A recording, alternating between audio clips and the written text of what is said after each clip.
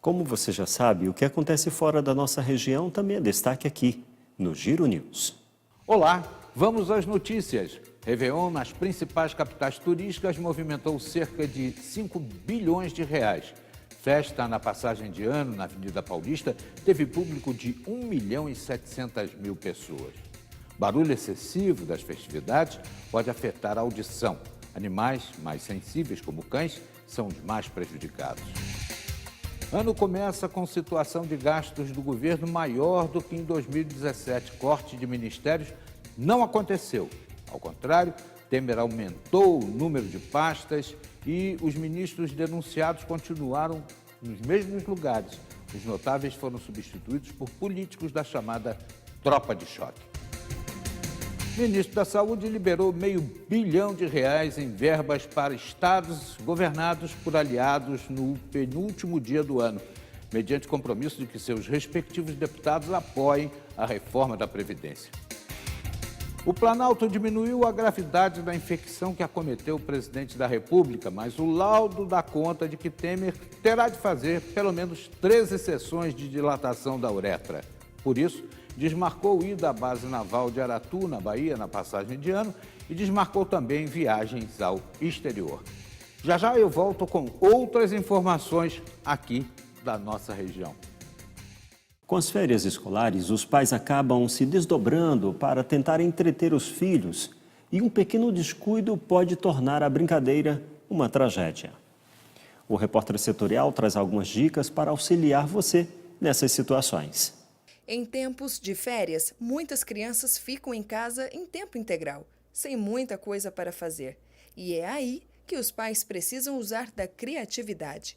Atividades que proporcionem o contato com a natureza, então fazer piqueniques, né? Outras viagens também, preparar esse roteiro, programar essa viagem, né? Entrar nesse outro mundo de novas histórias, outras realidades, isso é muito importante também. E para aquelas crianças que ficam horas em frente à televisão? Dentro dessa questão da televisão, acho que os pais também podem assistir algum desenho ou algum filme mais lúdico com a criança, deixar aflorar também esse lado infantil dos pais também, né? E programar outras atividades, danças, acampamentos próprios dentro de casa, utilizar de lençol, colchão, isso é muito legal, né? Usar das músicas, mímicas, é bem interessante.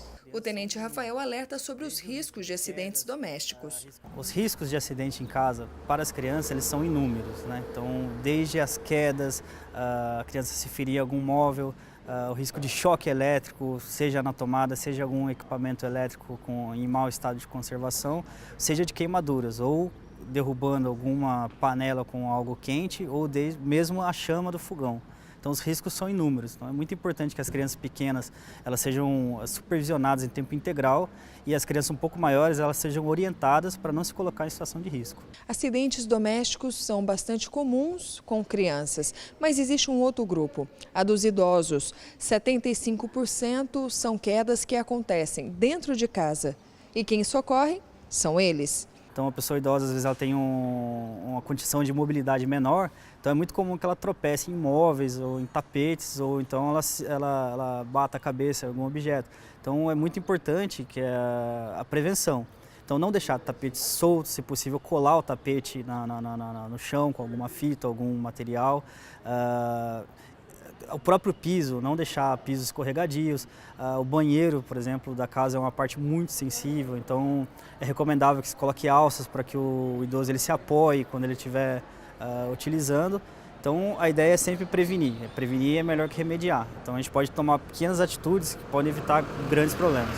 Segundo o advogado Wagner, qualquer risco que a criança corra, os pais podem responder criminalmente.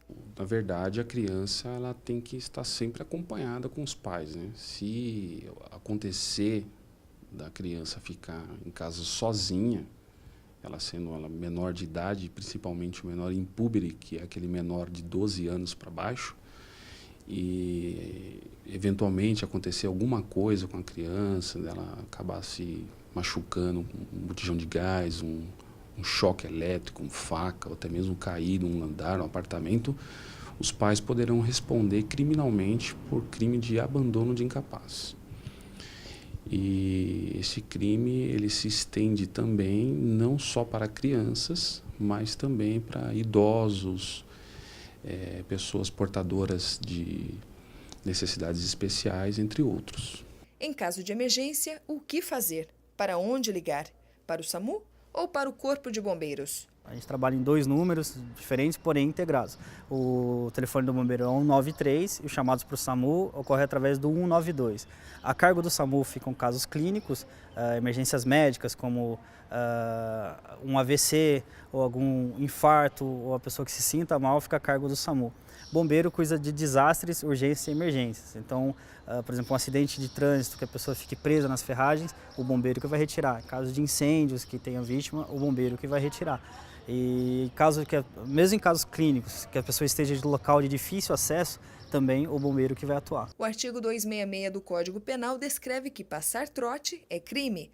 Portanto, cabe conscientizar-se de que essa brincadeira não é legal e o seu ato pode prejudicar a quem comete. Um trote pode ser um atendimento que demore mais para outra pessoa que realmente esteja precisando. Mais de metade das ligações que a gente recebe é trote, então o que a gente pede é que não passe trote e também conscientize os amigos, supervisione as crianças. Muitos trotes que a gente recebe é de crianças que ficam sozinhas em casa, então o apelo é que não faça trote, tá certo? Porque a hora que o senhor precisar, pode acontecer de alguém estar passando trote e a gente ficar impedido de atender por estar resolvendo um problema que poderia não acontecer. Fique agora com a entrevista especial desta edição.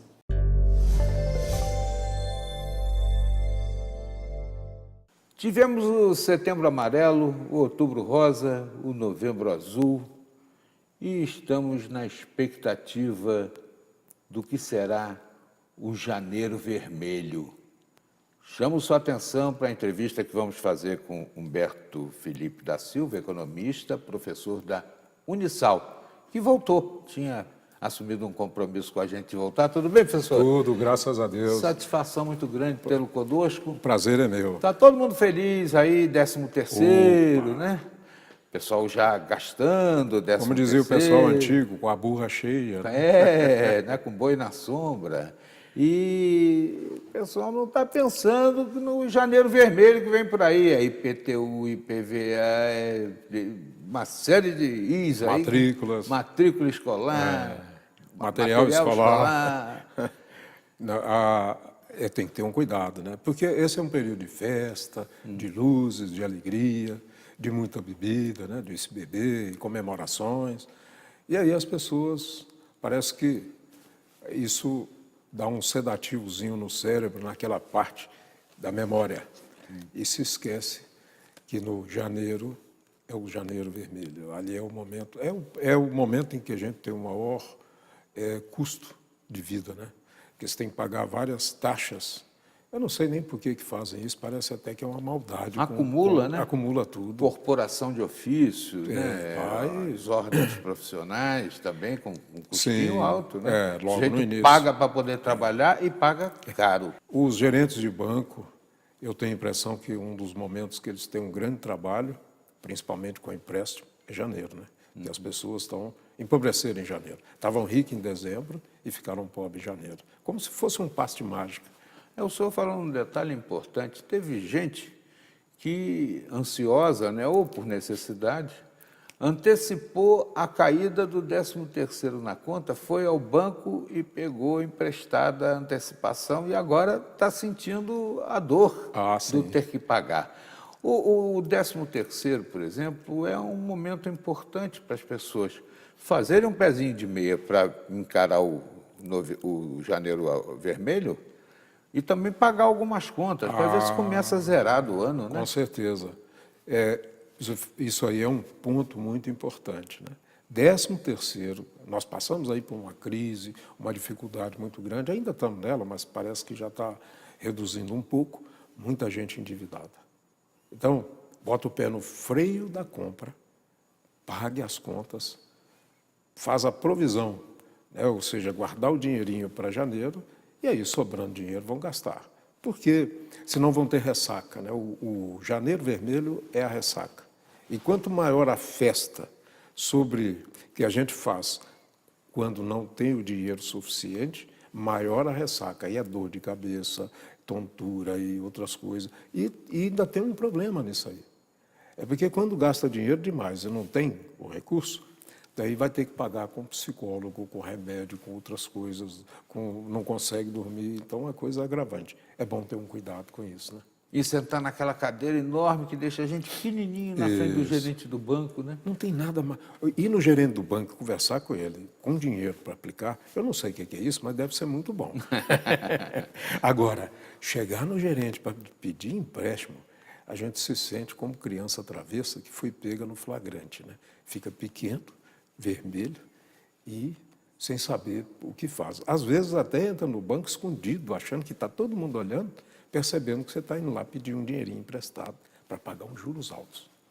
Professor, se a pessoa for comedida, né, pagar lá o que deve, o Francisco costuma dizer que quem pode comprar um carro de 300 mil deve comprar um de 30, porque ele vai levar no mesmo lugar e não vai ter ostentação. Quer dizer, se a gente não ostentar e sobrar um dinheirinho, o que o senhor acha que pode fazer em termos de aplicação nesse momento que a gente vive aí? Então, a verdade é que nós estamos vivendo uma fase muito complexa. Mas eu vou dizer uma coisa. Poupança não é aplicação, pelo menos na minha percepção. Poupança é um lugar que a pessoa coloca dinheiro quando ela não sabe o que vai fazer. Mas ela tem que ter um cuidado com a aplicação. De liquidez, né? Isso. Mas existem outras aplicações com liquidez também. Né? Ah, sim. Porque a poupança, ela tem inclusive um gatilho que quando a inflação cai muito e que ela vai superar a inflação, esse gatilho é acionado e ela passa a ter uma redução no rendimento. Por quê? Porque poupança não era afinal. Apesar do nome, né, falar poupança, e poupança é guardar dinheiro, a poupança ela é uma forma do governo captar recursos para emprestar. E aí, para empréstimos imobiliários. Se eu pego um dinheiro e eu vou pegar esse dinheiro para emprestar para alguém, eu tenho que pegar num valor mais baixo e emprestar no valor mais alto. Então, eu não posso ter uma poupança que tem um rendimento maior do que a inflação. Senão, eu vou ter um investimento muito alto também, né? O que eu vou cobrar de quem pega emprestado. Mas existem uma forma interessante, são as letras do Tesouro. Eu vou pedir para o senhor falar sobre isso na volta da entrevista. Beleza. Tá bom? Professor Humberto Felipe da Silva, economista da Unisal, está hoje aqui conosco, voltou atendendo o nosso convite para falar de forma didática, né? O que você pode fazer com esse dinheirinho que vem aí, uma espécie de sobra no fim do ano, na expectativa de um janeiro vermelho, já, aqui.